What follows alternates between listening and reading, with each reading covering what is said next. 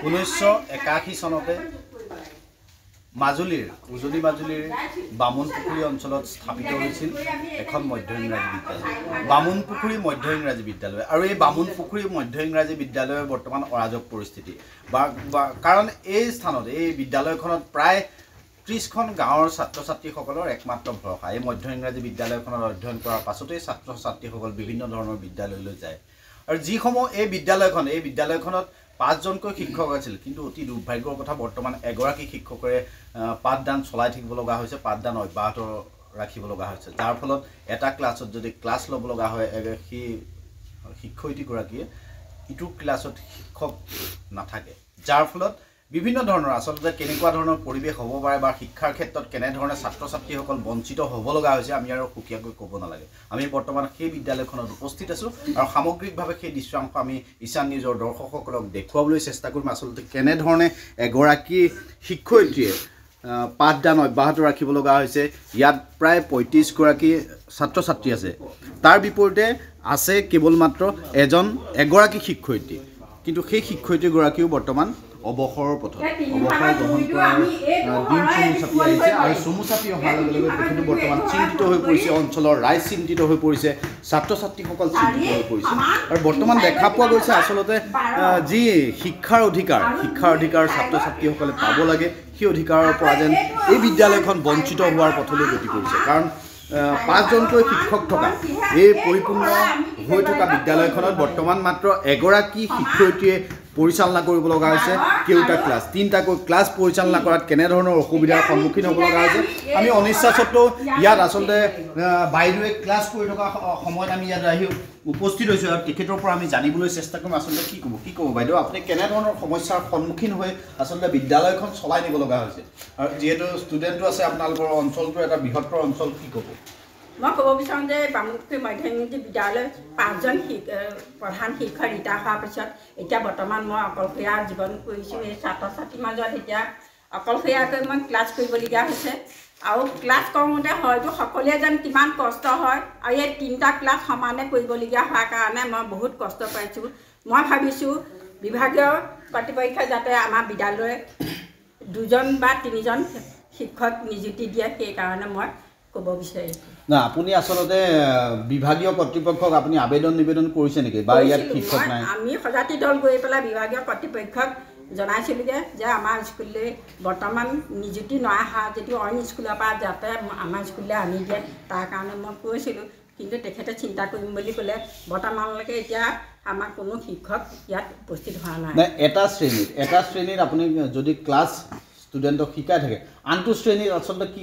কেনেধৰণে পৰিচালনা কৰে 3টাকৈ ক্লাছ কেনেধৰণে দিনটোৰ ভিতৰত কেনেধৰণে পৰিচালনা কৰে আমি 3টা ক্লাছ একেলগে কৰা নাই 7ত যদি এদিন লওঁ আৰু এদিন 6 আৰু 8 ল'বলগীয়া হয় এটা ক্লাছত মই বুজাই থকাৰ সময়ত এটা ক্লাছত মই লেচন প্ৰশ্ন কৰিবলৈ দিবলগীয়া হয় তেনেকৈ মই মিলাই আছোঁ বৰ্তমান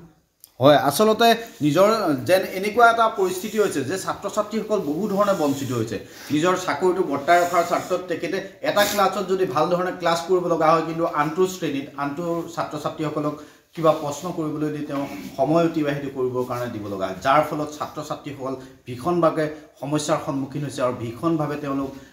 যি আচলতে শিক্ষাৰ অধিকাৰৰ পৰা বঞ্চিত হোৱাৰ নিচিনা উপক্ৰম হৈছে আমাৰ লগত ছাত্ৰ ছাত্ৰী আছে আমি তেওঁলোকৰ পৰাও জানিবলৈ চেষ্টা কৰিম যে কেনেধৰণে তোমালোকে বাইদেৱে অকল বুজায় ন আৰু কোনো নাই কিমান দিন হ'ল আচলতে এনেধৰণে আমি দেখুৱাইছোঁ সমগ্ৰ পৰিৱেশ আমাৰ লগত বিদ্যালয় পৰিচালনা সমিতিৰ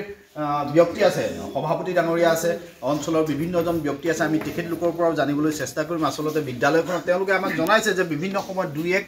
ভাৰতীয় শিক্ষকক লৈও তেওঁলোকৰ অভিভাৱকসকলে পকেটৰ পইচা দি ক্লাছ কৰাব লগা হৈছে আমাৰ লগত পৰিচালনা সমিতিৰ সভাপতি আছে আমি তেখেতৰ পৰাও কিছু কথা জানিবলৈ চেষ্টা কৰিম কি ক'ব এতিয়া দুখৰ বিষয়ত আমাৰ 5জনকৈ শিক্ষাগুৰু আছিল আমাৰ এই অনুষ্ঠানটোত কিন্তু ইতিমধ্যে আমাৰ 4জনকৈ শিক্ষাগুৰু অৱসৰ গ্ৰহণ কৰে চৰকাৰে নীতিমতে তেওঁলোকে অৱসৰ গ্ৰহণ কৰিলে এগৰাকী মাত্ৰ বাইদেউসকলে আছে আৰু সেইটো কাৰণে উপায়হীন হৈ আমাৰ শিক্ষকৰ অভাৱত আমাৰ অঞ্চলৰ শিক্ষিত যুৱকক আমি আকলি ল'ব লগা হৈছে তেখেতসকলৰ আন্তৰিকতাৰে ইয়ালৈ আহি কিছু আমি ধৰক স্কুলৰ পৰিচালনা সমিতিৰ দ্বাৰা তেখেতসকলক কিবা এটা অন্ততঃ ন্যূনতম কিবা এটা দি তেখেতসকলক আমি আনি ক্লাছ কৰিব দিওঁ আৰু এনেকৈ আমি অন্ততঃ এই কেইদিনলৈকে আমি ক্লাছটো কৰি আছোঁ আৰু এই বিষয়ে আমি সম্পূৰ্ণভাৱে কৰ্তৃপক্ষক আমি যোগাযোগ কৰিছোঁ আৰু তেখেত বিঅ' ছাৰ নিজেই ইয়ালৈ আহি পদাৰ্পণ কৰিছে আৰু তেখেতেও আমাক শিক্ষক নিযুক্তি যেতিয়া হ'ব তেতিয়া 2জন বা 3জন দিয়াৰ কথা কৈছোঁ কিন্তু আজিলৈকে সেইখিনি আমাৰ সফল হোৱা নাই আৰু দুৰ্ভাগ্য আমি আজিও আপোনালোকৰ চেনেলৰ যোগেদি অনুৰোধ জনাম অন্ততঃ এই অনুষ্ঠানটো আমি উদ্যোগী আমাৰ সচেতন ব্যক্তি বা সকলোৱে আজি সমৰ্থন আছে যোগাযোগ আছে এইকণ অনুষ্ঠান আমি জীয়াই ৰাখিব বিচাৰোঁ গতিকে এইকণ অনুষ্ঠান জীয়াই ৰাখিবলৈ অন্ততঃ আমাক শিক্ষকৰ প্ৰয়োজন আছে আৰু শিক্ষকৰ আমাৰ এই অভাৱটো পূৰণ কৰিলে নিশ্চয় আমাৰ এই অনুষ্ঠানটো জীয়াই ৰাখিব সেইটো আমাৰ আশা আছে হয় বামুণপুখুৰী স্কুলখন বৰ্তমান মৃত্যুমুখী যাত্ৰা কি ক'ব এই সময় হয় অতি পৰিতাপৰ বিষয় এই 6জনীয়া শিক্ষক গোটেই বিদ্যালয়খন স্থাপন কৰিছিল 1981 চনতে